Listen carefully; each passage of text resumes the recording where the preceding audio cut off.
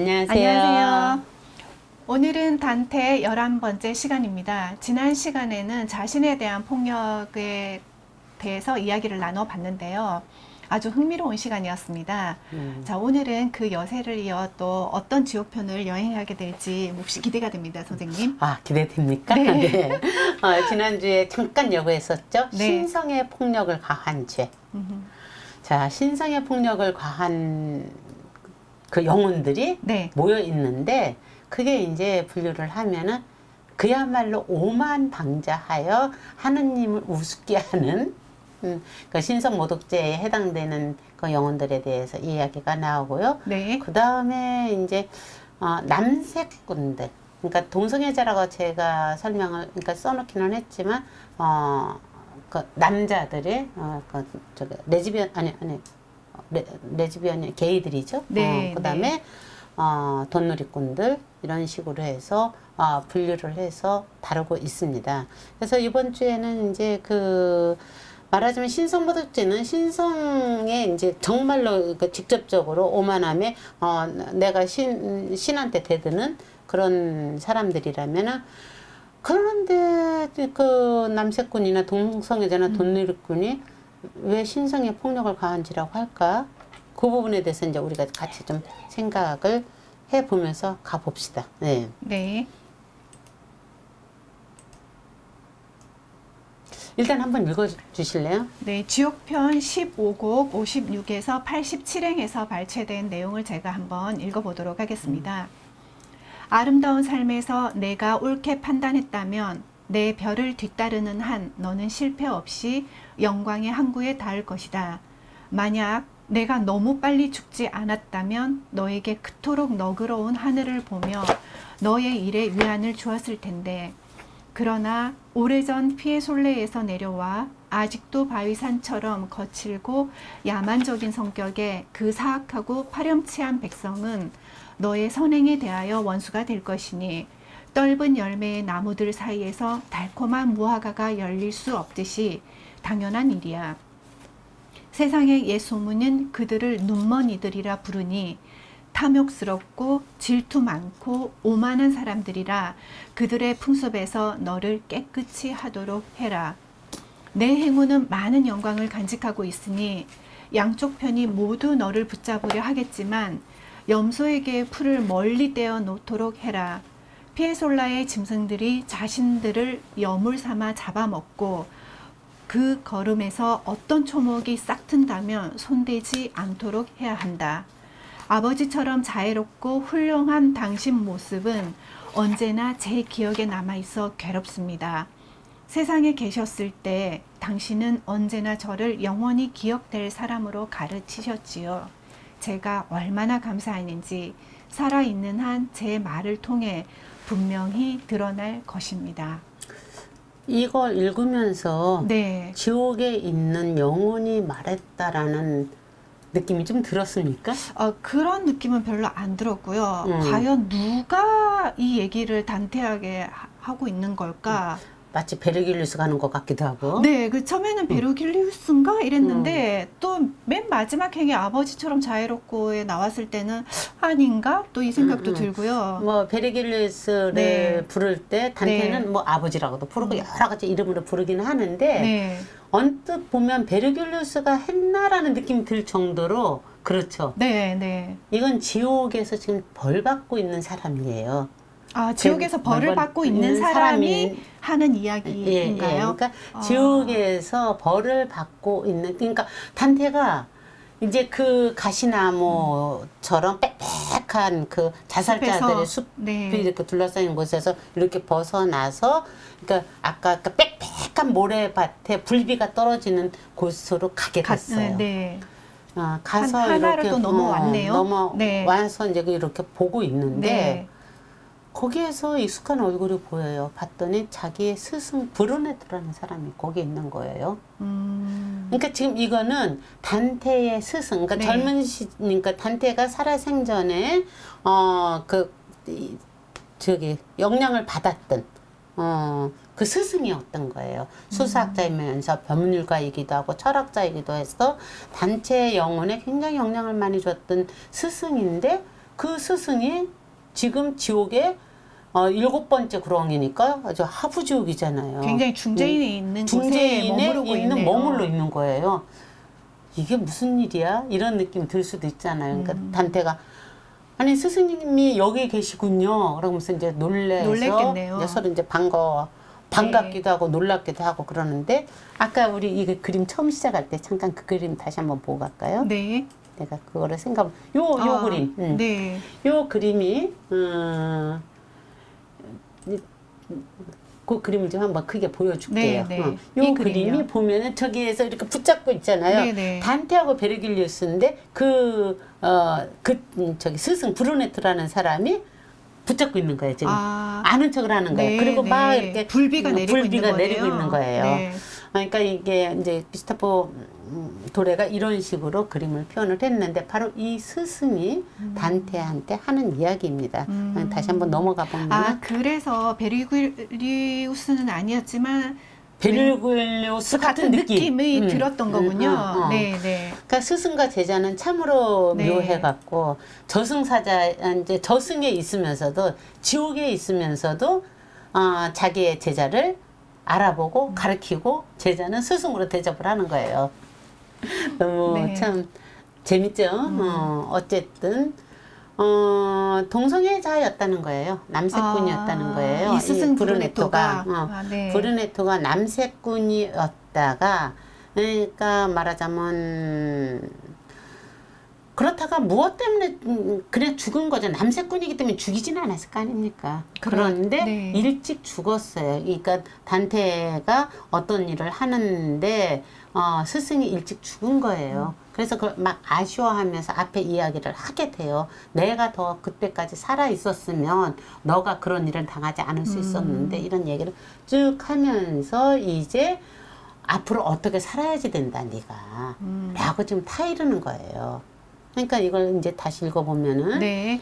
아름다운 삶, 그러니까 아름다운 삶이라는 것은 지상에서의 삶이에요. 지금 우리가 아름다운 삶을 살고 있다는 이야기입니다. 네. 아름다운 삶에서 내가 옳게 판단했다면, 그러니까 브루네토인 스승이 내가 옳게 판단했다면 내 별을 따르는 한 내 별, 그러니까 단테한테 단테 너가 너의 삶의 방향성, 가치관, 의무, 신념을 따르는 한 너는 실패 없이 영광의 항구에 닿을 것이다. 영광의 항구는 천국에 닿는다는 얘기겠죠. 네. 그러니까 그렇게 네가 가치관을 갖고 그 신념을 갖고 살아간다면 어떤 것에 함정에 덫에 빠지지 않고 살아간다면 너는 영광의 항구에 닿을 것이다.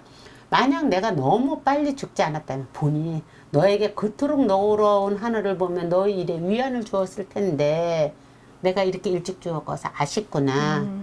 참 지옥에서도 스승은 스승이야. 그렇죠. 그 오래전 피엔솔레는 동네 이름이에요. 네. 피엔솔레에서 내려 아직도 바위산처럼 거칠고 야만적인 성격, 근사하고 파렴치한 백성, 피렌체 백성들이죠. 네. 너의 선행에 대하여, 그러니까 단테가 왜 그 추방을 당했습니까?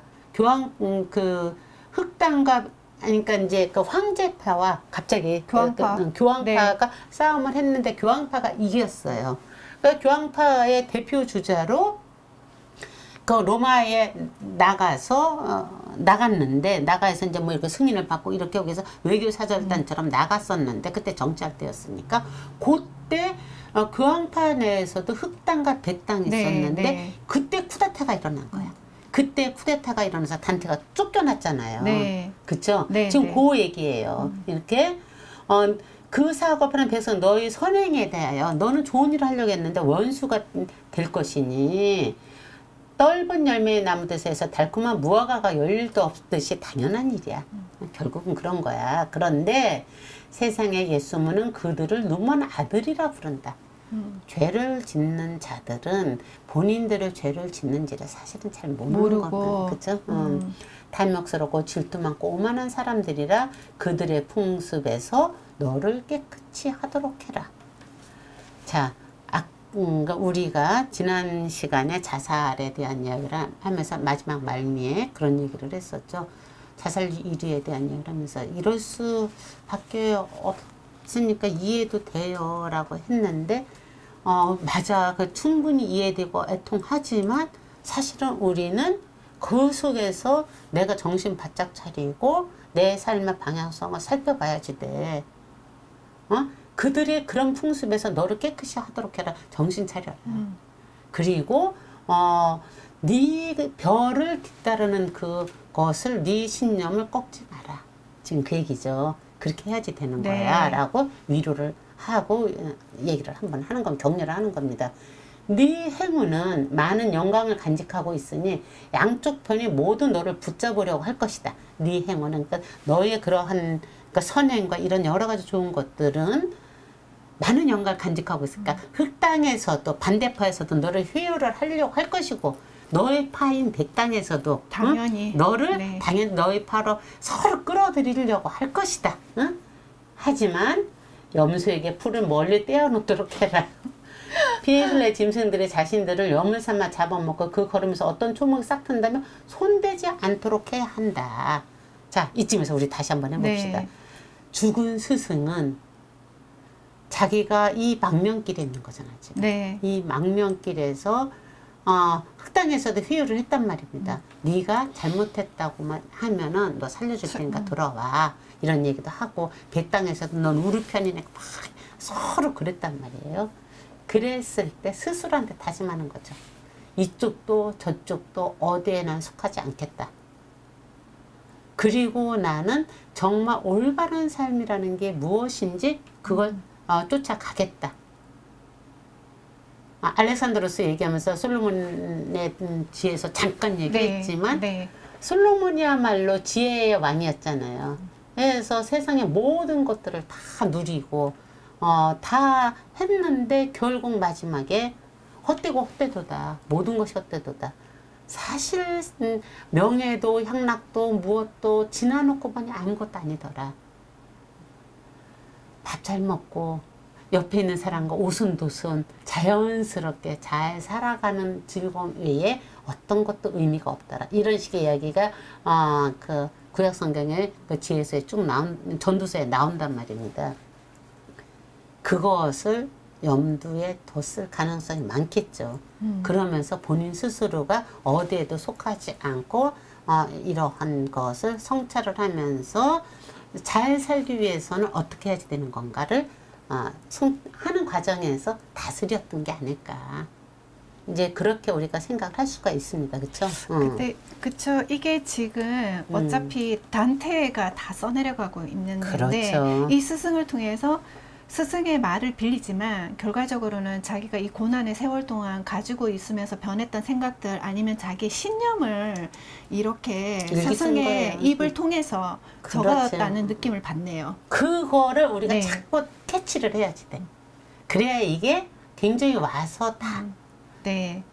담테가 베르길리스를 통해서 브루네토라는 자기의 그 젊은 시절에 그 스승을 통해서 세상을 다는 스승을 통해서 이런 식으로 생각을 하면서 일기를 네. 써나가듯이 자기 삶의 방향성을 잘 잡고 다져가면서 갔구나. 네. 자기 성찰을 한 거구나. 네. 이렇게 지금 읽혀지잖아요. 이렇게 하겠다는 그 결심을 브루네토의 스승이 말을 마치 해준 것처럼 저런 지금 표현을 하고 있잖아요. 표현을 한 거죠. 그리고 어쩌면은 그 스승께서 살아 계셨다면은 이렇게 아마 말했을 이렇게 거다. 말했을 것이야라고 생각하면서 우리도 누가 이렇게 무언가를 결정하고 그럴 때 없다 할지라도 생각을 하게 되잖아요. 그렇죠. 우리 아버지라면 이럴 때 어떻게 나한테 무슨 말을 했을까? 우리 선생님이라면 나한테 무슨 말을 했을까? 그렇게 바로 내 옆에 없다 할지라도 내가 뭔가를 결정을 해야지 될 때 떠오르면서 생각할 수 있는 사람이 있으면 그 사람은 행복한 사람인 겁니다. 그러니까 관계를 그렇게 한 번씩 체크를 해볼 필요는 있어요.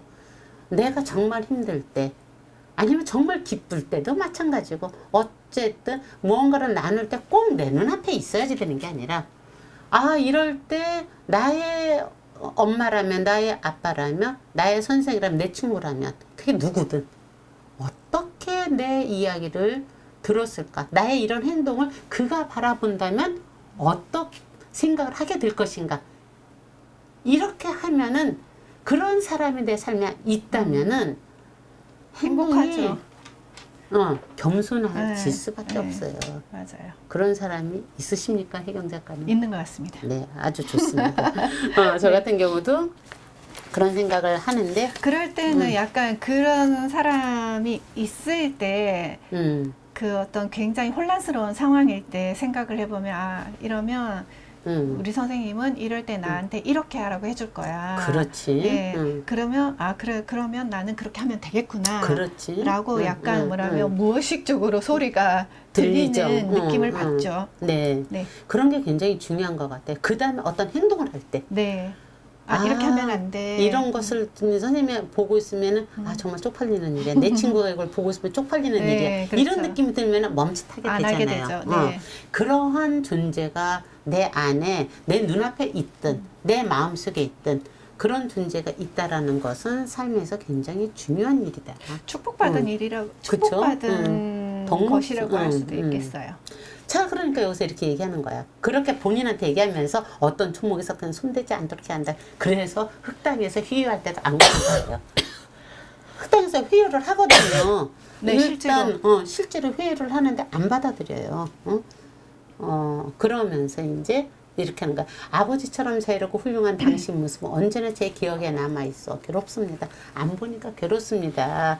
세상에 계셨을 때 당신은 언제나 저를 영원히 기억될 사람으로 가르치셨죠. 지금 우리가 얘기한 거잖아요. 네, 그치? 네. 제가 얼마나 감사하는지 살아있는 한 제 말을 통해 분명히 드러날 것입니다. 나는 당신을 이렇게 그 나의 스승으로서 지금 솔직히 우리가 브루네토가 누군지 어떻게 알아? 알 수가 없죠. 신곡을 읽으니까 그 이름을 아, 이 사람이 이런 사람이었구나 라고 관심이 있으면 그 사람에 대해서 찾아보게 찾아보게 되죠. 되겠죠. 그럼 그 사람은 내 안에서 부활하는 거죠. 그러니까 부활이라는 개념이 이렇게 생각을 해야 된다는 얘기예요. 그쵸? 네. 그 누군가에 의해서 내가 부활이 되는 거죠. 스승제자는 그렇게 연결이 돼서 우리 모두가 같이 연결돼 있다라는 거. 그러니까 꼭 이렇게 살아서 보는 이 인연이 아니더라도 이렇게 연결돼 있다라는 것을 우리가 느끼면 되는데.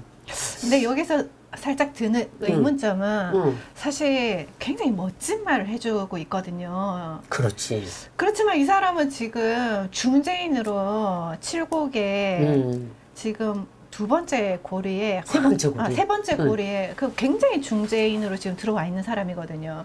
그러니까 지금 그런데, 여기에서 네. 우리가 뭘 생각해야 되겠느냐면 그럼 그렇다면 이 브루네트를 이렇게 존경하고 자기 삶의 그 나침파 역할을 해주는 스승을 지옥에다 누가 갖다 놨어? 단테가 집어넣었죠. 그쵸? 네. 근데 굉장히 모순이거든요. 모순이죠. 네. 이것이 굉장히 중요한 덕목인 거예요. 자, 동목이라고요? 그렇죠. 네. 뭐냐면 네. 죄와 죄와 사람을 구분할 수 있어야지 돼요. 그리고 단테가 지금 브루네트를 여기 죄에다 지옥에다 가뒀어요. 네. 이때 이 지옥은 뭐예요? 그 당시 단테가 활동하던 그 당시에 동성애자는 죄인으로 보편적인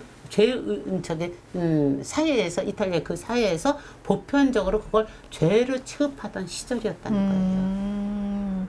네, 이해가 되네요. 자, 그러면 네. 이렇게 그러니까 보편의 죄에 자기가 보편성에 오케이. 나도 이 곳에 사니까 여기서 내가 따르겠어. 소크라테스가 그렇게 피해라고 했을 때 악법도 법이다라고 했다는 말도 있고 안 했다는 말도 있는데 어쨌든 우리는 그거 너무나 유명하게 알고 있잖아. 소크라테스가 죽음 앞에서 악법도 법이다. 그러니 나는 사학을 마실 거다. 이렇다는 얘기를 있잖아요. 마찬가지야. 이게 분명히 옳지 않을 수도 있는데 보편적으로 그 시기에는 이걸 죄로 명령해서 많은 사람들이 갖고 있으니 일단 죄로 집어넣은 거예요. 이것을 다양하게 우리가 네. 해석을 할 수 있어요. 그렇게 죄를 집어넣는 거야. 그런데 단테는 과연 이걸 죄로 생각을 했을까? 안 했을까? 그건 잘 모르겠어요.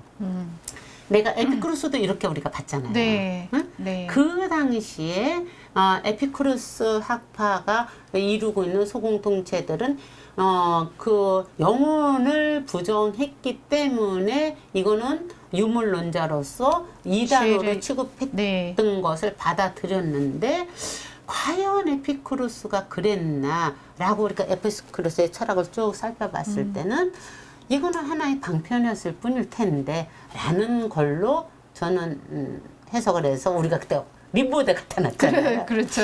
그러면서 그때 저는 그런 얘기를 했어요. 아마 단테도 심정적으로 그러지 않았을까? 이건 그냥 내 생각이야. 이러고서 그냥 넘어갔는데 여기도 마찬가지인데 그런데 단테가 이 동성애를 과연 죄로 생각했는지 안 했는지 이 부분은 난 정확하게 말은 못하겠어요. 근데 동성애가 죄일까 아닐까에 대해서 우리가 한번 조금 이따가 나눠볼 필요가 있다.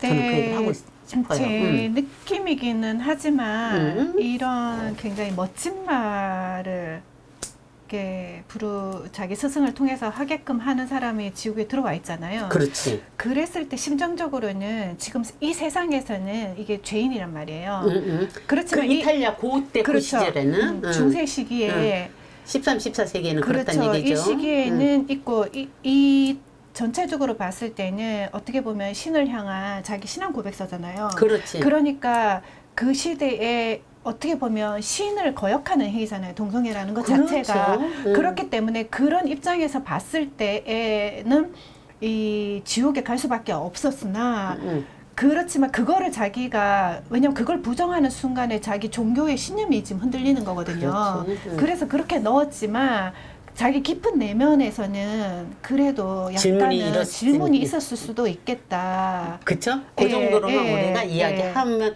질문이 있었을 수도 있겠다. 네, 그쵸? 네. 거기까지만 얘기합시다. 그쵸? 맞아요. 자, 그러면은 다음 네. 거를 한번 봅시다. 네. 음. 굉장한 그림이 있네요. 이 그림은 뭐냐면 네. 아폴론이 음. 히아킨토스의 죽음을 안고 네. 슬퍼하는 장면입니다. 네. 자, 지난 시간에 아폴론 얘기, 히아킨토스 얘기 잠깐 했었는데, 아폴론이 지난 시간에 다분히 쫓아다니다가, 그 월계수의 저기를 했다고 했던 것처럼, 네. 여자고 남자고 이제 이렇게 다 쫓아다니면서 하는데 끊임없이 짝사랑만 합니다. 아폴론은. 우리, 에로스 한번 놀리는 바람에 그 마사를 맞아갖고. 자, 그런데 여기에서 네. 요 시는 잠깐 얘기하면은, 네. 아폴론과 히아킨토스 미소년이 사랑을 하고 있는데, 히아킨토스를 제프로스는 서풍, 바람의 신, 네. 제프로스도 사랑을 했어요. 그러니까 제프로스가 아무리 사랑했다 한들 아폴론을 쫓아갈 수는 없잖아요. 그렇죠. 그런데 사랑에는 뭐 그게 있습니까? 질투심이 막 일어난 거야. 그래 제프로스가 막 질투심이 일어나갖고 아폴론하고 히아킨토스가 원반 던지기 놀이를 하고 있었어. 원반 던지기 놀이를 하고 있는데 제프로스는 서풍의 신이거든. 바람을 확 바꿔갖고 원반이 확 던져져갖고 히아킨토스를 맞춰서 죽였어. 그 장면이 지금 여기 이렇게 원반이 이렇게 그린 거지. 그렇죠. 응. 원반이 지금 이렇게 응. 떨어져 있고. 그러니까 예. 아폴론이 히아킨토스를 죽인 게 돼버린 거야 결론적으로는. 그런데 보이지 않는 그 질투, 제프로스의 질투에서 이렇게 죽은 거거든. 그것을 죽어가는 아폴론이 히아킨토스를 안고 서로 그러니까 슬퍼하는 장면인데 히아킨토스에서 쏟아나는 그 붉은 피가 땅에 떨어져서 뭐가 됐다? 히아신스 꽃으로 꽃이 되었다. 지금 이렇게. 네. 그 히아신스 꽃으로 변합니다. 네.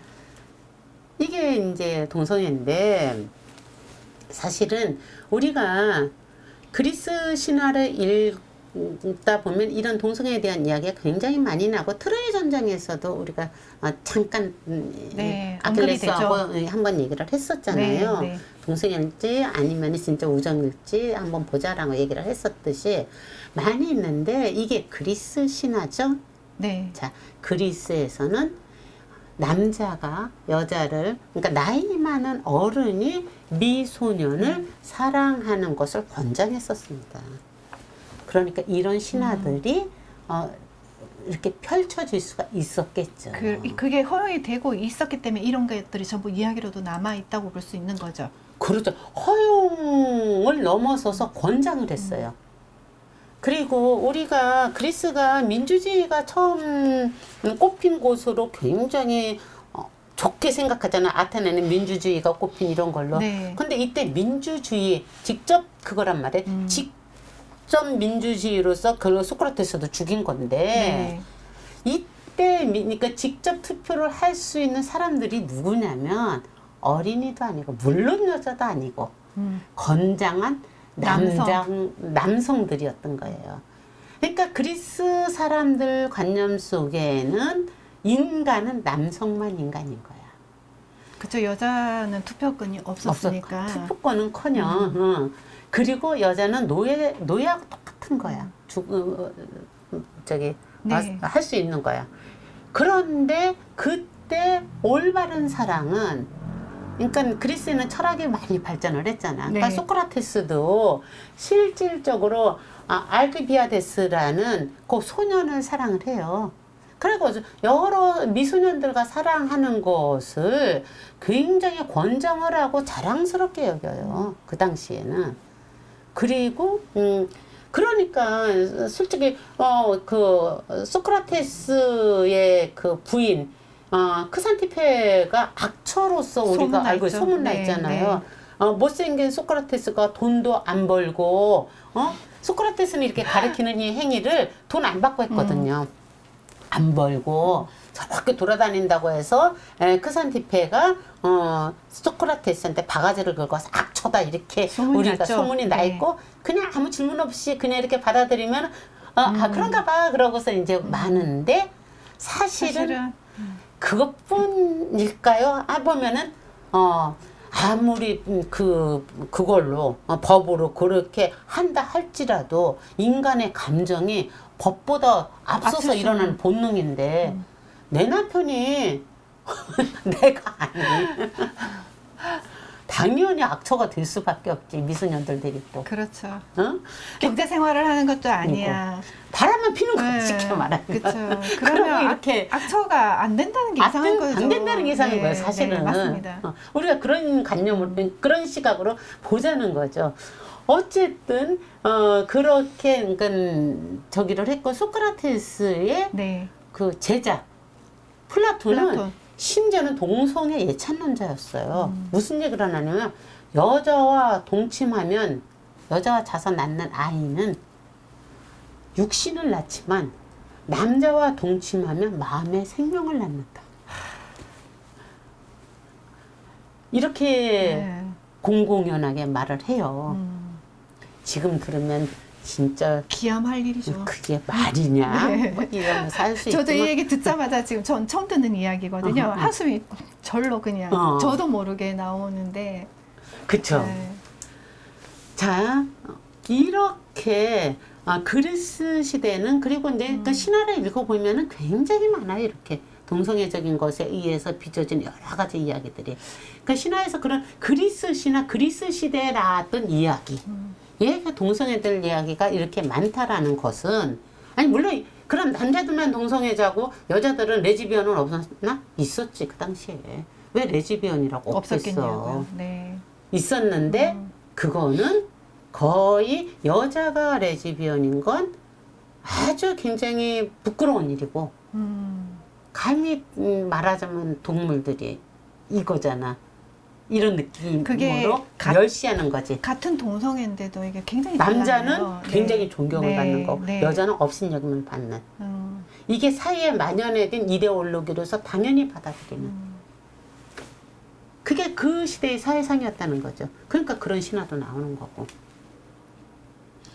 그런 것이 막 만연하다가 무엇을 하느냐면 실제로 이 단테가 네. 르네상스의 포문을 연다고 했잖아요. 네, 네. 르네상스는 부활이라고 그랬잖아요. 네, 그리스 무엇에 로마 대한 시대로 돌아가는 부활이라는 거죠. 거죠. 네. 그런데 그 전에 그러면은 이 동성애적인 이러한 것들이 중세로 넘어오면서 신화, 그러니까 기독교 네. 신앙이 국교화되고 자리를 잡아가는 과정에서 철저하게 죄악시대였잖아요. 중세시대에. 네. 그리고 사람들한테는 이 동성애는 정말 죄고, 저기, 르네상스 시대로 넘어온다 할지라도 이 선각자들한테는 그게 과연 죄일까라는 질문이 들지, 많은 일반 대중들한테 당연히 죄인 거지. 약간의 뭐라고 해야 될까? 질문이 종교, 들었겠지. 그 종교와 실제로 그리스 로마 시대에 일어났던 그 행위들 사이에서 굉장히 의문도 가지고 질문을 했을 가능성이 질문이라고 우리가 해석하자는 거야, 이 네, 얘기를. 네, 네. 질문으로 해석하지 않으면 단테가 어떻게 생각했느냐까지 가는 건 우리가 너무 건너는 너무 거고. 맞아요. 네. 단테가 이렇게 질문하지 않았을까? 동성애가 과연 진짜 죄야? 라고 그렇죠. 그리스 질문하지 로마 않았을까? 시대의 그 부활이면 그 문화 사상이 전체가 다 오게 되는데 그 중에서 동성애를 이렇게 가져왔을 때 지금 세상에는 그게 굉장히 죄악이니까 당연히 이 시대의 시각에서는 그 질문을 던지지 않을 수 없었겠다. 그렇지. 네. 그래서 지옥에 들 땐 집어넣기는 했어. 지옥에 들 땐 집어넣기는 네, 했는데 네. 자기 스승을 집어넣고 자기가 존경하는 사람들을 다 지옥에다 집어넣었단 말이야. 그러면서 애통해 하잖아. 그러면서 여기서 애달파하고. 질문을 던지면서 우리들한테 질문을 던지래. 네. 너희들은 어떻게 생각하는 거야? 그러면서 죄와 인간을 분류해야지. 또 죄와 죄의식에 대해서도 질문을 하게끔 하는 것이 아닐까. 저는 그런 관점으로 요 파트를 읽었거든요. 네, 네. 자, 이거를 한번 읽어봐 주실래? 기다려라. 이거 안 읽으셨죠? 네. 기다려라. 그들에게 친절해야 하리라. 만약에 이 장소의 성질상 불이 쏟아지지 않는다면 그들보다 오히려 내가 서두르라고 말하고 싶구나. 우리가 멈추자 그들은 오랜 탄식을 다시 시작했고 우리에게 도착하자 세 사람 모두 둥글게 원을 이루었다. 하나가 말했다. 푹푹 꺼지는 이 장소의 비참한 상황과 타고 그을린 모습 때문에 우리와 우리 간청이 초라해 보일지라도 우리의 명성이 그대의 영혼을 움직여 생생한 발로 안전하게 지옥을 지나가는 그대는 누구인지 말해주기 바라오. 나는 말했다. 그대들의 처지는 내 가슴에 경멸감이 아니라 고통을 심어주었고 그것은 완전히 벗어버리기 어렵군요. 지금 제가 여기다가 네. 그걸 아는데 지옥편이가 16곡에 나오는 네. 내용 중에 일부를 발췌한 거예요. 네네.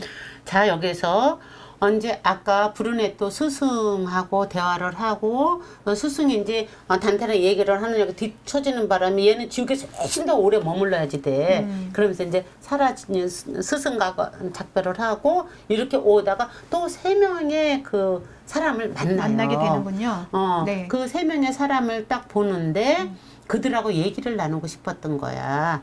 그러니까 베르기울리우스가 딱 얘기를 하는 거야. 네. 기다려, 저들이 올 거야. 아. 그들에게 그런데 친절하게 해라.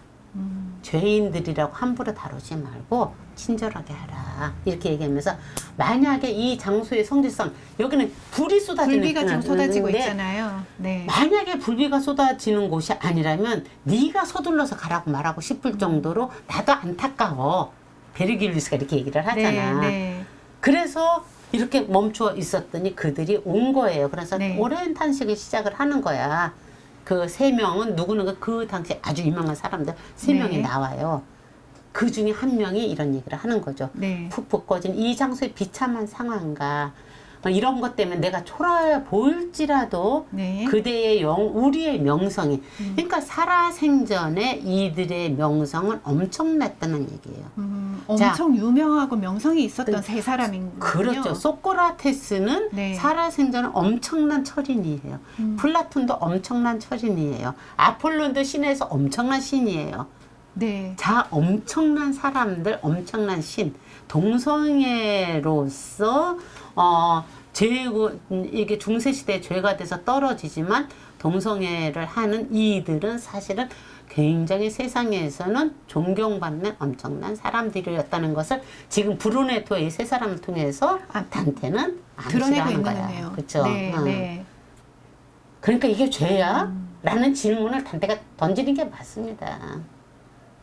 그러니까 우리의 명성이 그대의 영혼을 움직여. 단테 네 영혼을 움직여서 생생한 발로 안전하게 지옥을 지나가는 그대는 누구인지 말해다오. 그러니까 너 누구니? 응? 그랬더니 그러면서 이제 막 이렇게 해서 너희들이 내가 이런 모습이기 때문에 경멸을 하겠지만 그렇게 경멸할 일이 아니야. 라고 이제 얘기를 했더니 단테가 바로 얘기를 나는 말했다. 그대들이 당신들의 처지는 내 가슴에 경멸감이 아니라 오히려 고통을 심어주었고 그 고통에서 난 완전히 벗어나기가 너무 힘들어요. 단테가 굉장히 어떻게 보면 좀 안타까워했다. 굉장히 안타까운 거죠. 네, 그리고 본인이 이 지옥에다가 밀어넣었지만 그게 굉장히 본인이 불편했구나. 약간 자, 좀 그러면 그런 느낌이 여기서 있어요. 아까 네. 얘기했던 것이 또다시 증명되듯이 우리가 볼 수가 있죠. 그 당시에 그 관습으로 봐서는 동성애는 분명히 죄로서 사람들한테 인식될 수밖에 없는데 그래서 그들에 따라서 저 중죄인으로 하늘의 법을 어긴 거기 때문에 그러니까 집어쳐 넣기는 했지만 실제로 동성애가 이게 진짜 죄야? 라는 질문을 단테는 여기에서 이렇게 하고 있는 게 아닐까. 네. 그러니까 세상으로부터 분리가 돼서 떨어져서 완전 고독한 완전 우리 그 얘기 며칠 전에 둘이 했었죠. 네. 완전 존재 자체의 고독감을 느끼고 보니 세상의 법에 의해서 세상 속에 있을 때는 안 보이던 여러 가지 것들이 실체가 보여지기 시작하면서 질문이 나온다.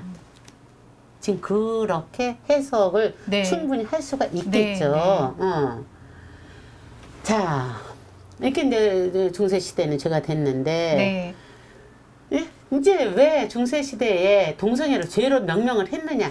역시 또 토마스 아퀴나스입니다. 네. 토마스 아퀴나스가 중세시대에 그 어떤 것들을 굉장히 많이 이렇게 만들어냈는데, 네. 역시 자연법을 어겼기 때문이라는 겁니다. 질서를 어긴 거네요. 자연의 자연의 질서를 질서를 어긴 어겼다는 거네요. 거죠. 네.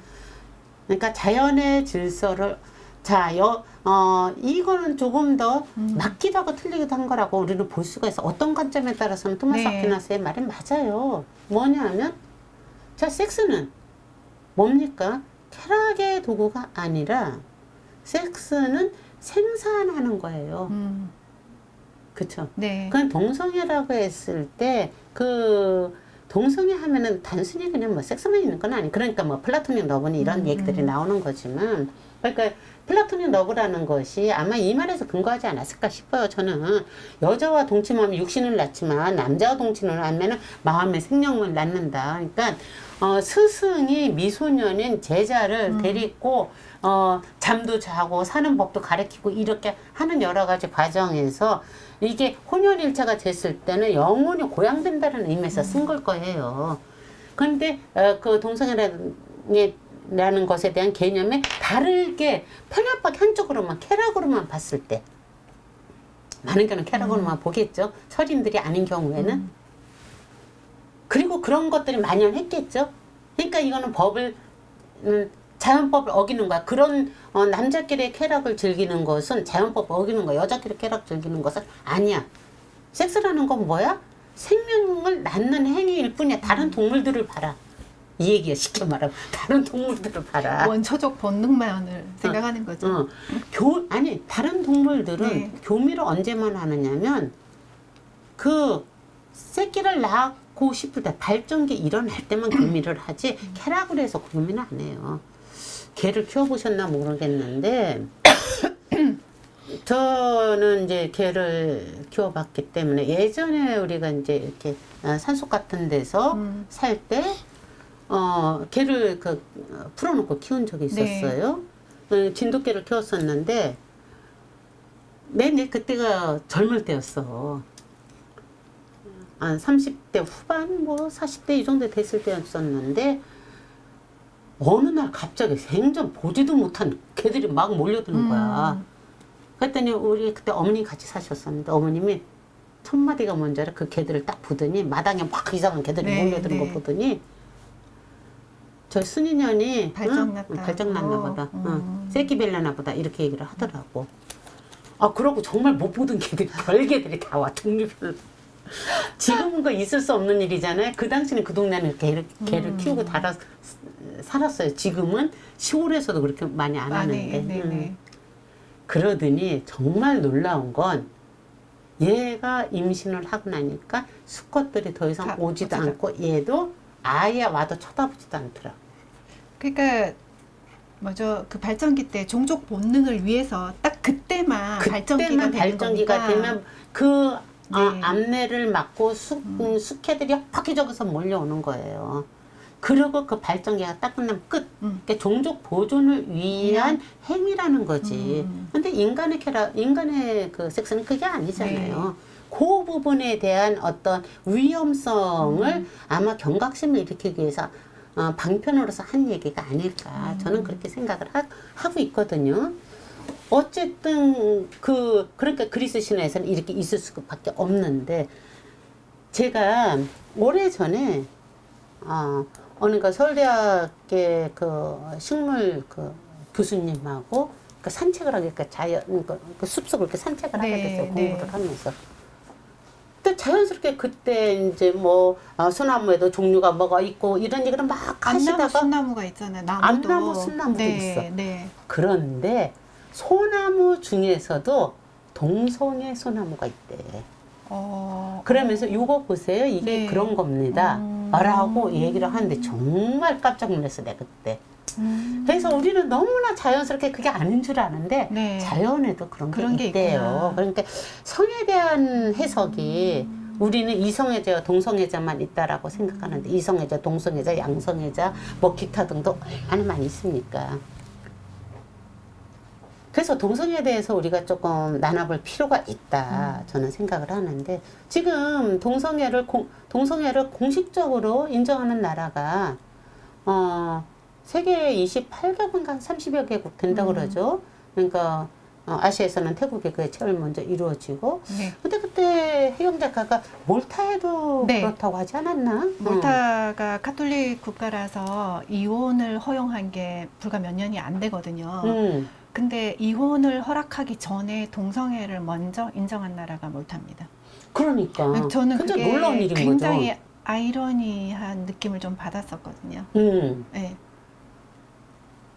자, 동성애를 이용을 허용하고 동성애를 허용해서 카톨릭 국가에서 격세지감이 느껴지죠. 네, 단태 그러니까 시대에 이루어졌던 바라보던 이런 질문들이 현실에서 그렇게 표현하는 거예요.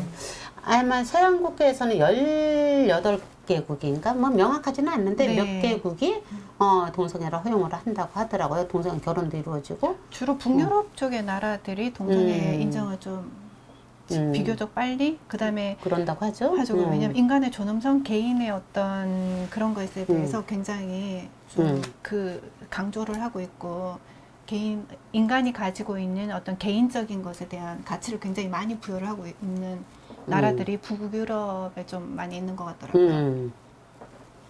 자, 아까 혜경 작가가 그런 얘기를 했어. 카톨릭 국가에서 동성애를 이렇게 공식적으로 허용하는 것이 참 아이러니하게 느껴졌다. 아이러니하게 느껴졌다는 얘기는 동성애에 대한 관점이 혜경 작가 안에서도 명확하게 사실 확립이 되어 있다고 있지 않고 보기는 거의 힘들죠. 질문 없이 그냥 네, 동성애는 받아들이는 좀 거죠. 좀 부정적으로 생각하고 뭐 이런 느낌이 있었을 수도 있는데 그러니까 아이러니하게 느껴졌던 거예요. 저는 고백하건데 동성애에 대한 그 질문이 내 안에서 일어나게 된 계기가 있었어요. 저하고 이제 가까운 그 친구들 안에서 그런 모습들을 알고 그리고 들었어요. 이거는 내가 선택하는 거기도 하지만 실질적으로 선천적으로 타고나는 것이면서 또한 그래서 굉장히 소외감을 느끼고 삶이 그 자체로 너무 힘들어지는 거야. 자기가 선택하는 게 아닌 거야. 이미 그렇게 타고나게 한 거야. 물론 선택하는 사람도 있겠죠. 그 얘기를 들었을 때 나는 선택이라는 것이라고만, 그러니까 아무 생각이 없이 그냥 그렇게 생각을 하고 약간 이질적이잖아요. 그래서 거부 반응이 있었던 게 솔직한 심정이에요. 거부 반응이 일어나고 생각 없이 좀 그러다가 내 주변의 인연한테 그런 얘기를 딱, 그러니까 십수년 전 이야기인데, 한 20여 년 전 이야기인데, 딱 들었을 때, 한 대 이렇게 약간 충격이죠? 그러면서, 참, 내가 뭐 하는 짓인가 이런 느낌이 들면서, 아무 생각 없이 모르는 사람한테 돌을 던지듯이 그랬었구나, 라는 질문이 처음으로 들으면서 그쪽에 대해서 관심을 갖게 된 거예요. 그러면서 동성애에 대한 개념이, 그냥 그 자체로 존중해줘야 된다는 쪽으로, 그 관념이 바뀌었는데, 그렇게 지금도 뭐 쉽게, 이렇게 반갑게, 뭐 이거는 아니지만, 존중해주는 그 마음은 있어요. 나하고 이질적이기 때문에 여전히 낯설기는 하지만 그 자체를 존중해주는 마음은 분명히 생겼고 또 존중해야지 된다는 생각도 있고 그만큼 생각하지 않으면은 걸려 넘어지기 쉬운 함정이라는 생각이 드는 거예요. 근데 그 당시에 어쩌면 단테도 이런 식으로 질문을 던진 거구나.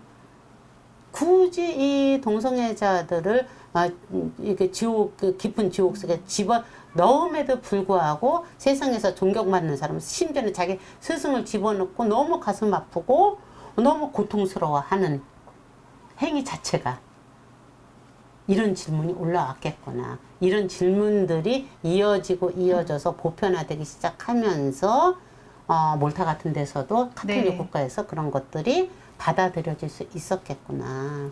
깨어있는 영혼이라는 게 이렇게 중요한 역할을 하는 것 같아요. 근데 저는 이제 개인적인 그 동성애 관련의 경험을 조금 이야기하자면 그 동성애가 그 어떤 선택의 문제가 아니라 유전학적으로 난 생물학적으로 이렇게 타고날 때 그 뭐 의학적으로는 그 수정이 될 때 그 성염색체에 오류가 생겨가지고 그렇게 해서 태어나기 때문에 이거는 선택의 문제가 아니라 그런 자기가 선택하는 문제가 아니라 실질적으로 어떤 그 유전학적인 그런 거죠. 그래서 그런 거를 알고는 있었지만 주위에 사실 왜 제가 클 때까지는 그걸 커밍아웃 하는 게 진짜 엄청난 이슈였기 때문에 직접적으로 그리고 저는 보지는 못했어요. 그렇지만 이거는 언젠가부터는 그게 죄악이라든지 아니면 이런 게 아니라 저 사람도 자신이 어쩔 수 없는 그런 게 있는 문제라고 생각을 했었고 그리고 그거를 굉장히 좀 완벽하게라기보단 이해하게 됐던 거는 천하장사 마돈나라는 영화가 있거든요. 못 봤어요. 네, 그 천하장사 마돈나라는 그 영화에 보면 그 애가 씨름 선수인데 그게 고등학생 남자인데 성정체성이 있는 거예요. 여자로서의 그걸 가지고 있어서 씨름을 하지만 그게 아닌 기간에는 여자 스타킹을 신고 화장을 하고 막 그런 거였어요. 그래서 그걸 보면서 이제 실질적으로 그 제가 가지고 있는 그 이론이 그 영화를 통해서 보면서 그럴 수 있겠다 진짜로 약간 좀 이해는 했던 것 같아요. 그래서 이제 조금은 이제 저는 개인적으로 굉장히 그런 게 열려 있다라고 생각을 하고 있었거든요. 근데 일단 몰타에 가서도 그랬지만 실질적으로는 저는 런던에서 정말 좀 충격을 받았거든요. 런던을 갔는데 커플보다 동성 남자 커플들을 더 많이 봤었거든요. 오, 그래? 그러니까 공원에 제가 런던에 있을 때도 공원을 굉장히 좋아해서 시간이 나면 공원에 앉아서 책을 읽고 공원에서 영어 공부를 하고 공원을 정말 산책을 많이 갔었는데 그럴 때 그 커플들이 왔는데 앉아 있는데 다 남자 동성애자 커플인 거예요. 근데 나이대도 다양하고 심지어 이렇게 20대도 있지만 40, 50대, 60대 할아버지들도 있고 할아버지들 많아. 너무 근데 실제로 그거를 영화로 보고 안다고 생각했던 게 아는 게 아니고 생경하죠. 너무 사실은 좀 충격을 충격이죠. 받아서 그래서 그분들은 아무렇지도 않은데 내 앞에서 막 스킨십을 하고 막 이러는데 제가 어쩔 줄은 몰라가지고 맞아요. 저는 그걸 처음 봤거든요. 근데 영화로 TV로 보는 것과 내 눈앞에서 그게 펼쳐질 때는 너무 달라가지고 그러니까 내가 어쩔 줄 정말 모르겠는 거예요. 막 시선을 피하게 되고 막 이랬는데 그걸 이제 계속 자주 보다 보니까 이제 약간 괜찮아졌다기보다는 그걸 진짜 이렇게 좀 많이 일상화된 거지. 네네 그렇게 되기도 했고 그 다음에 실제로 학교 제가 다니던 어학원 선생님 중에 동성애자가 있었고 심지어는 양성애자도 있었던 거예요. 그랬을 때 저는 처음에 그분이 동성애자인지 모르고 근데 이제 또 밖에서 저와 상관없는 사람들이 공원에서 커플일 때와 달리 저랑 인연을 맺고 있는 그 그렇지. 선생님이 생상도 못했는데 동성애라고 했을 때 저 정말 충격을 또 너무 다른 충격이죠. 네, 그 충격을 너무 심하게 받아가지고 왜냐면 그 선생님을 선생님으로서 그 가르치는 게 저랑 공부하는 스타일이 너무 비슷해서 정말 좋아했었거든요. 근데 남자로서가 아니라 그랬음에도 불구하고 그분이 동성애자는 얘기를 들었을 때는 이건 공원에서 동성애자를 보는 것과는 또 달랐었거든요. 쇼킹했었어요. 쇼킹하죠. 정말로. 그러니까 이게 굉장히 중요한 파트예요. 네. 지금 뭐냐면 동성애자를 갖고 우리가 지금 얘기를 하지만 관점에 대한 얘기를 하지만 우리가 뭔가 알고 있다고 생각하는 것과 그게 내 삶에서 내 안에서 직접 체험해서 알아지는 것과의 그 갭. 너무 달랐고요. 진짜 쇼킹했었어요. 그 한동안 정말 그러기 상태가 와서 애들이 막 걱정할 정도로 괜찮냐고 친구들이 너 괜찮아? 막 이렇게 물어볼 정도로 힘들었었어요. 조금. 지금 여기에서 이제 중요한 네. 건 이제 동성애는 이제 우리가 네. 벗어나서 지금 혜경 작가가 얘기하는 거 바로 그 지점. 우리가 알고 있는 것과 실제로 알고 있다고 착각하는 것과 실제로 아는 것과 그게 내 삶에 체화되는 것 똑같은 내용인데 시 얼마나 다른가를 이런 데서 다시 한번 네. 확인을 하는 거예요. 그래서 우리가 이런 공부를 할 때 끊임없이 좀 지겨울 정도로 내가 그래서 그게 너의 삶에는 어떻게 적용되는데? 라는 질문을 하는 이유가 이런 것 때문인 거야.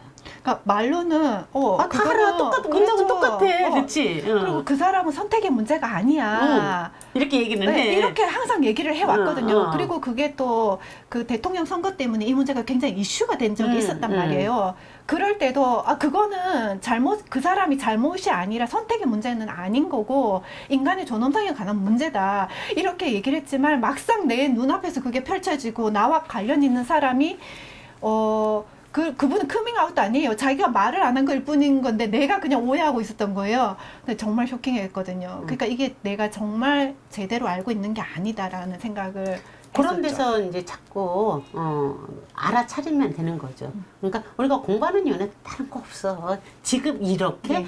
이게 내 삶에서 부딪혔을 때 이게 이제 동성애 같은 경우는 조금 특별한 이슈고 네. 우리가 공부하는 많은 것들 아까 자살부터 시작해서 죽음 같은 거 이런 것들이 얼마나 우리 삶에서 직접 붙어 있는 것들이에요. 분노 그렇죠. 뭐 이런 것들 그것이 이렇게 공부로 보는 것과 내 본 것에 삶과 내 삶과 연결될 연결시켰을 때 봤을 때 그 느낌, 그 알아차림의 차이 이런 것들을 자꾸 체크하는 거 그게 굉장히 중요하다는 얘기를 여기서 하고 네. 넘어가면 될 것 같아요. 네. 동성애 얘기는 우리가 이 정도에서 마무리하도록 하겠습니다. 네. 그 다음에 이제 그다음 마지막 살펴볼 마지막 죄죠. 이번 네. 강의에서. 돈놀이입니다. 돈놀이. 네. 자, 요 그림 네, 조금 볼까요? 네, 보겠습니다. 네, 조금 그림을 크게 보겠습니다. 그림을 크게 보는 네. 게 좋을 것 같아요. 우리 얼굴 안 나와도. 네. 자, 이 그림 이 여러분들. 그림입니다. 이 그림 잘 읽어보면 무지하게 재밌어요. 자, 보세요. 조금만 키워줘 볼까요? 네. 저쪽 거 위에 거 먼저 봅시다. 네. 보면은 이 고리 대금업자가 그의 부인이에요. 1914년에 그려진 그림인데 네. 자, 고리 대금업자인 저 남편을 보세요. 그리고 저 위에 선반 위에 있는 것들 이런 걸 이렇게 쭉 보면은 남편이 저 위에다가 동전을 그렇게 이렇게 달아보고 있네요. 달아보고 있죠. 그러니까 돈놀이를 하는 거잖아 지금. 그런데 와이프는 무엇을 하고 있어요? 성경책을 읽고 있습니다. 근데 눈은 어디 가 있어요? 돈에 가 있네요. 그렇죠. 이게 기가 막히게 표현한 거예요. 그러니까 신실한 어떤 신앙인으로서의 삶을 사는 거야 와이프는. 근데 실제로 그 돈 앞에서 자기도 모르게 시선이 끌려가는 거예요. 이거 지금 우리들 모습 아닙니까? 1514년에 그려진 이 그림이 실제로 우리들 모습 아닐까요? 자, 고리대금업자라고 해서 우리하고는 전혀 지금 현재 고리대금업자라는 단어를 빼고 고리 때문에 이제 또 오해가 생기니까 네. 돈놀이 하는 승인 된 곳이 뭐야? 은행이죠. 그쵸? 네. 네. 은행은 당연한 거야. 자, 은행이 언제 생겼어요? 피렌체에서 메디치 메디치가가. 가문이 은행으로 성공을 하면서 실질적으로 현대에 볼 수 있는 은행이 메디치가로부터 생겼잖아요? 생겼다고 보는 게 네. 정설이죠. 그때 네. 그 당시에 단테가 생각을 해보세요. 중세 시절에는 고리대금이 지옥으로 제일 먼저 떨어지는 첫 번째 죄악이라고 해도 과언이 아닐 정도로 자연법을 어기는 거니까. 그렇죠. 어기는 거죠. 일단 네. 자연법을 어기는 거니까. 말이 안 되는데 이게 합법화되기 시작을 하는 거야. 그쵸? 네. 질문을 하는 거겠지. 돈놀이꾼들을 합법화시켜서 합법화 되면은 죄가 죄가 아닌 걸로 바뀌어요. 네. 그쵸? 네. 우리가 이런 거 자꾸 질문하면 진짜 재밌어요. 그렇다면은 지금 우리가 크리스천들이 우상이라고 여겨서 제가 아까 장례식장을 이렇게 지키면서 아까가 아니라 장례식장을 네. 지난주에 이렇게 지키면서 다양한 풍경들을 보는데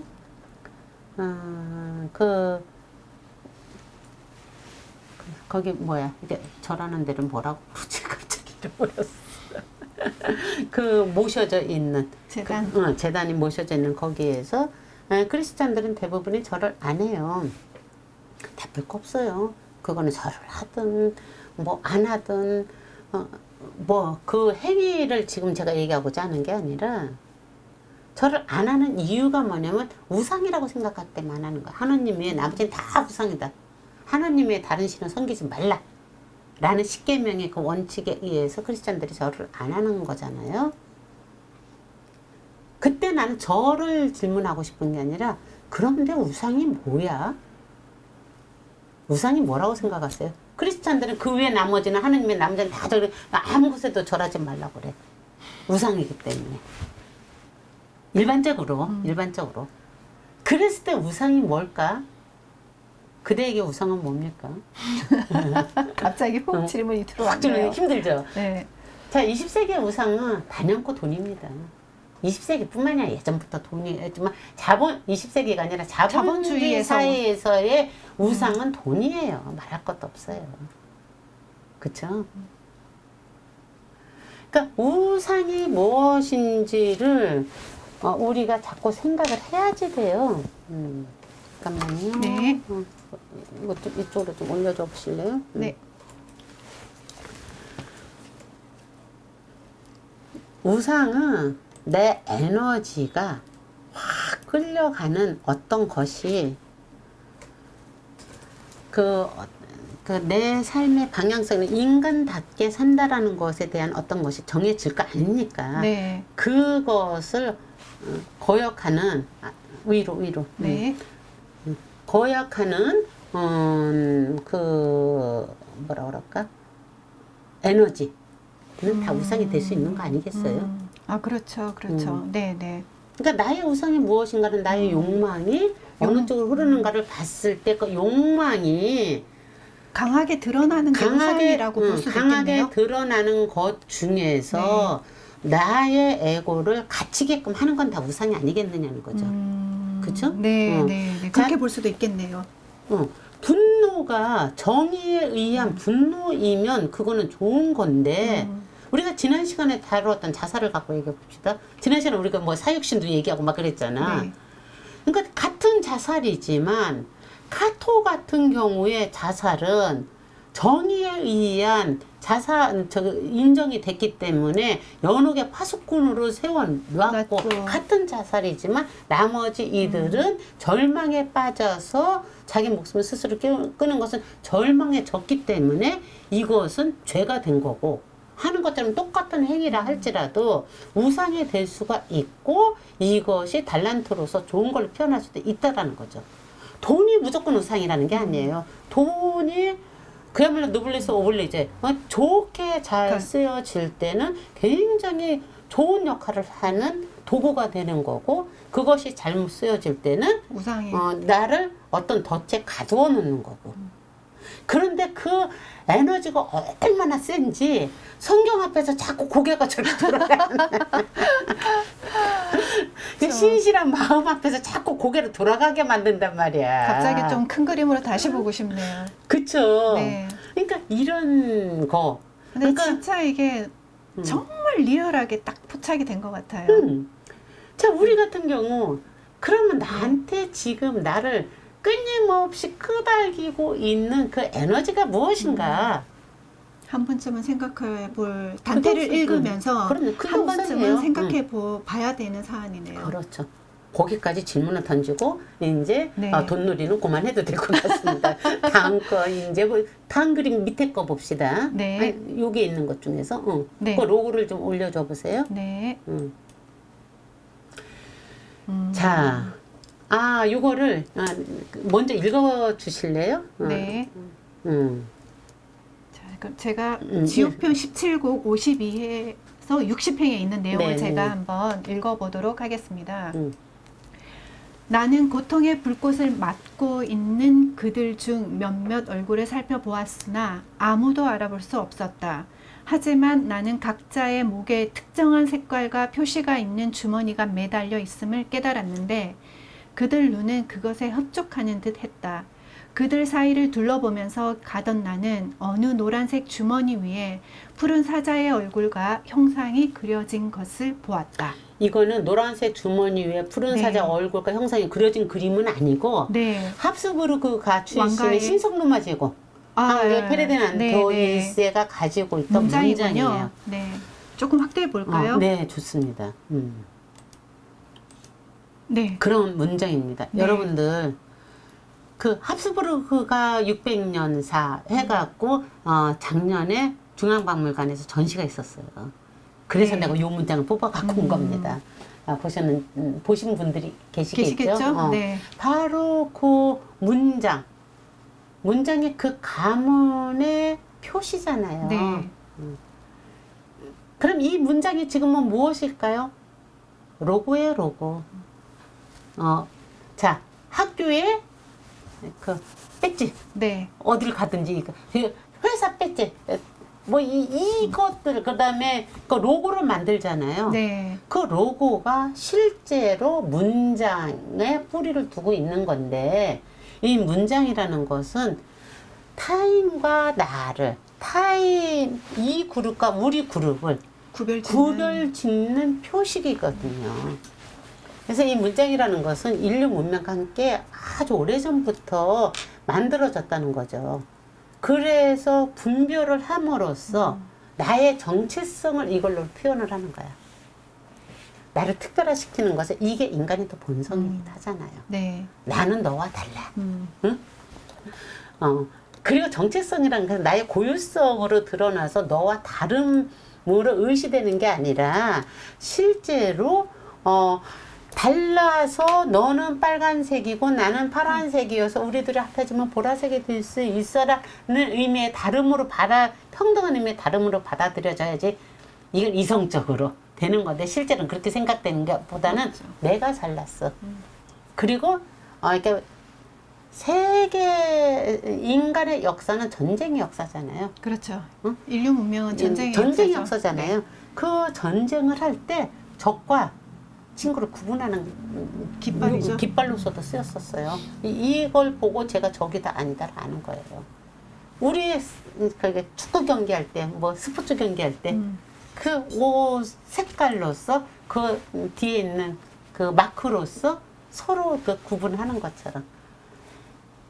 그러니까 그렇게 쓰여지는 이게 이제 로고의 뿌리였다라는 거죠. 이걸 통해서 우리는 이제 많은 것들을 배우게 되는데, 그 가문을 나타나던 것들이 자본주의 산업이 이루어지면서 실제로 이게 무엇과 연결되느냐면 프랑스에서부터 상표권하고 연결이 됩니다. 요즘 우리 저작권 얘기하고 초상권 네. 얘기 이런 것처럼 상표권. 그래서 우리가 사실은 명품이라는 게 뭡니까? 이 로고 하나잖아, 로고. 응? 그렇죠. 또 로고를 그거를 아주 편하게 카피를 해갖고 가짜로 만들어요. 근데 사람들은 진짜를 못 사면 가짜로라도 사고 싶어요. 그럼 무엇일까요? 그게 사는 게 무엇을 사는 걸까요? 정말 그게 실용성이 있는 걸까요? 그 가치라고 생각하는 그 명성을 사는 거잖아요. 그 특별함을 사는 거잖아요. 그쵸? 근데 여러분들 그거 아세요? 약간 얘기 잠깐 새나갔는데, 명품의 로고들은 대부분이 다 신화에서 차용해서 만들어진 거예요. 스타벅스 로고 뭔지 아세요? 스타벅스 로고? 그 사이렌. 그 다음에 구찌에서 한참 유행했던, 갑자기 생각이 나서 여기까지만 할게. 한참 유행했던 네. 로고 중에 하나가 뭐냐? 우르보로스, 뱀이 지 꼬리 물고 있는 거. 우르보로스를 맞아요. 가지고 구찌에서 다양한 그 상품들을 만들어 냈었어요. 그 다음에 여러분들 그 브랜드명도 이 로고하고 연결이 되는 것도, 이 문장에서 확장돼서 지금 우리는 네. 이렇게 드러난다는 거예요. 브랜드명 잘 들여다보면 다 신화에서 신화 이름에서 변형한 것들이 굉장히 대부분이에요. 차용해 오기도 하고. 그래서 신화를 알면은 그런 브랜드에 대해서도 우리가 너무나 가장 딱 떠오르는 거, 바쿠스. 술의 신. 자, 그 바카스. 바카스. 네. 그게 뭐예요? 바쿠스가 뭐냐면 디오니소스. 그러니까 술의 신이에요. 네.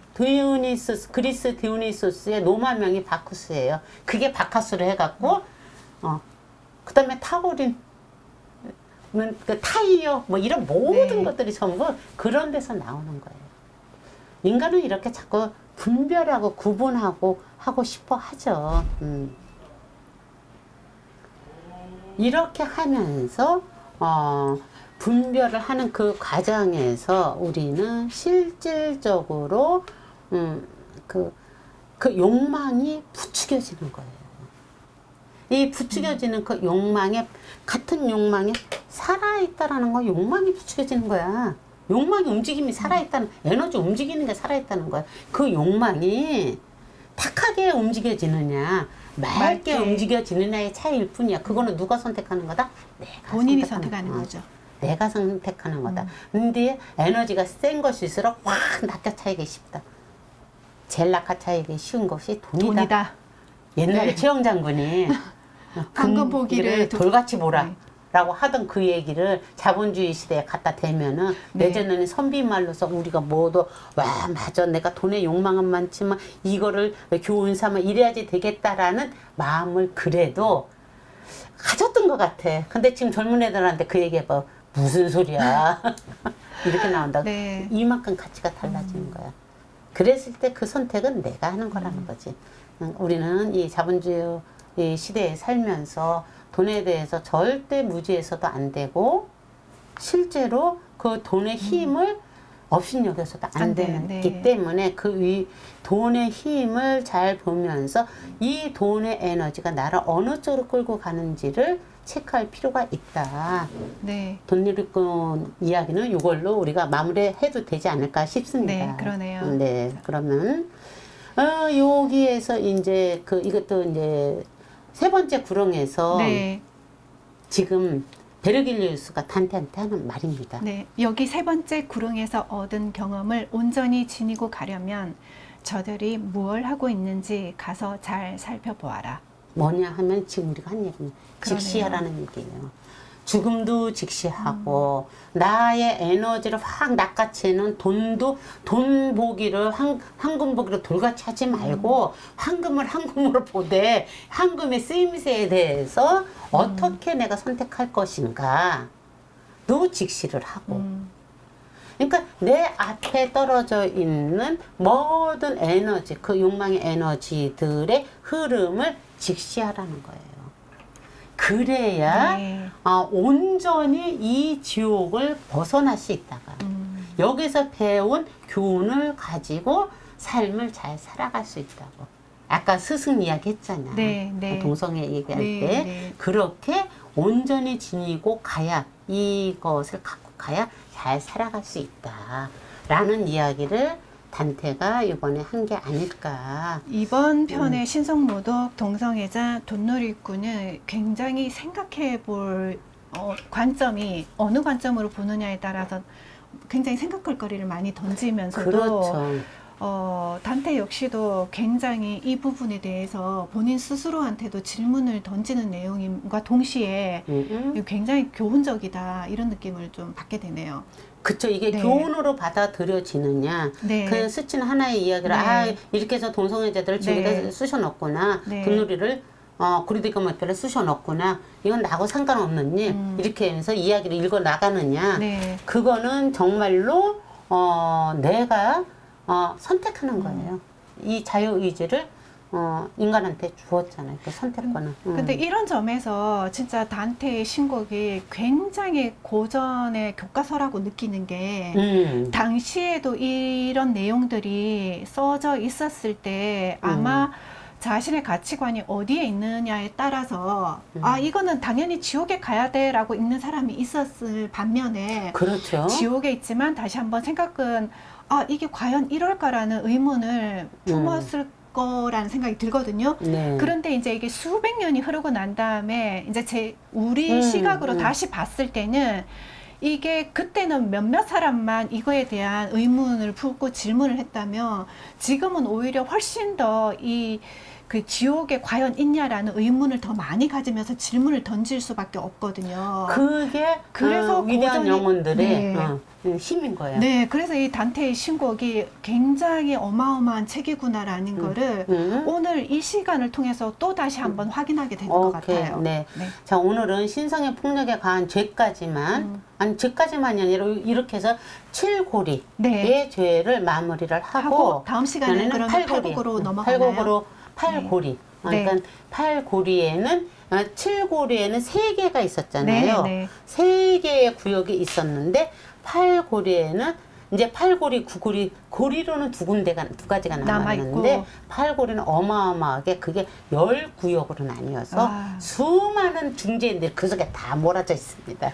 우리가 팔고리를 다루면서 또 이 죄에 대한 것을 과연 죄가 무엇인가를 다시 한번 생각해 보기로 하고 여기까지 네. 할까요, 오늘은? 네, 다음 시간도 굉장히 기대가 됩니다. 그리고 네. 점점 이제 단테의 신곡을 조금씩 읽어갈수록 기본적인 또 데이터를 쌓아감과 동시에 뭔가 조금씩 우리 생활과 직접 연관되어 있는 것들로 자꾸 뻗쳐가니까 이런 것들이 굉장히 좀 좋게 다가오네요, 개인적으로는. 네, 아이고. 일단, 네.